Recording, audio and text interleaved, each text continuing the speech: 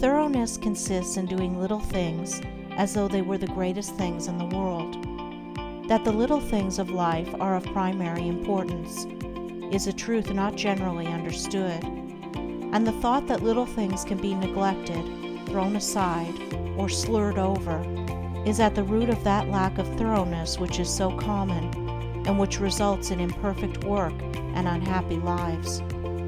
When one understands that the great things of the world and of life consist of a combination of small things, and that without this aggregation of small things, the great things would be non-existent, then he begins to pay careful attention to those things which he formerly regarded as insignificant.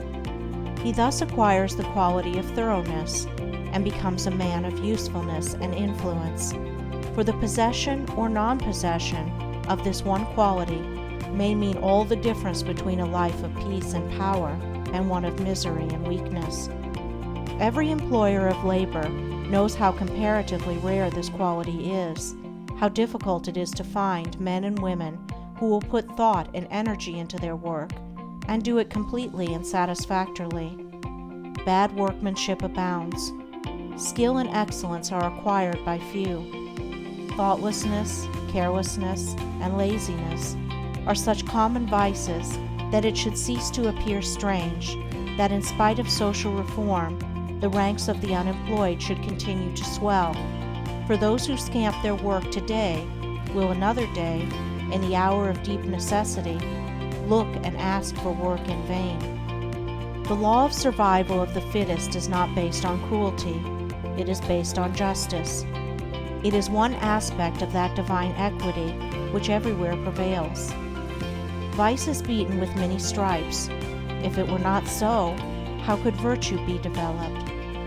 The thoughtless and lazy cannot take precedence of, or stand equally with, the thoughtful and industrious.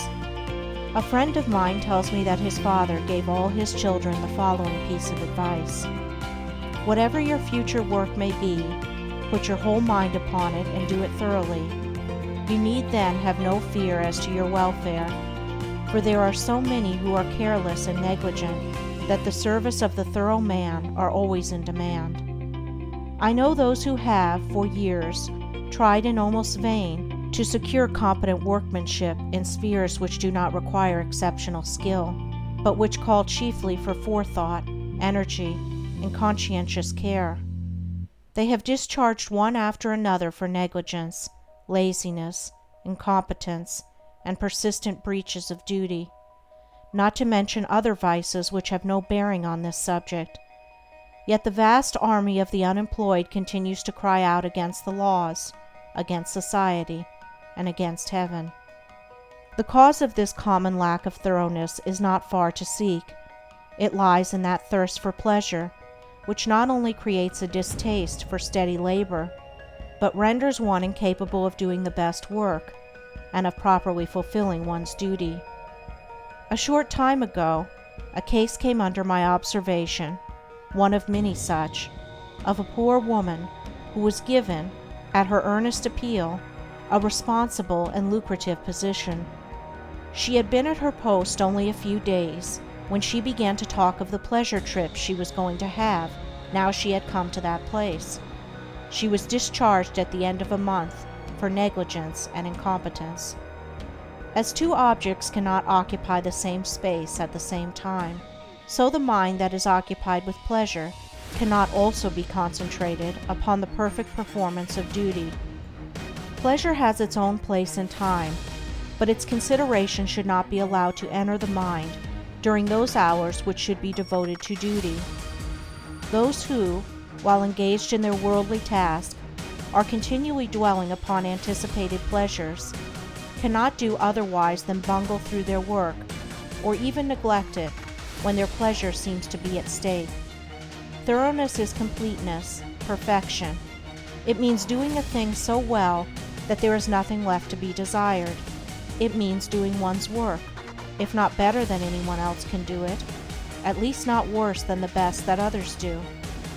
It means the exercise of much thought, the putting forth of great energy, the persistent application of the mind to its task, and the cultivation of patience, perseverance, and a high sense of duty. An ancient teacher said, "If anything has to be done, let a man do it. Let him attack it vigorously." And another teacher said, "Whatsoever thy hand findeth to do, do it with thy might." He who lacks thoroughness in his worldly duties will also lack the same quality in spiritual things. He will not improve his character. He will be weak and half-hearted in his religion, and will not accomplish any good and useful end.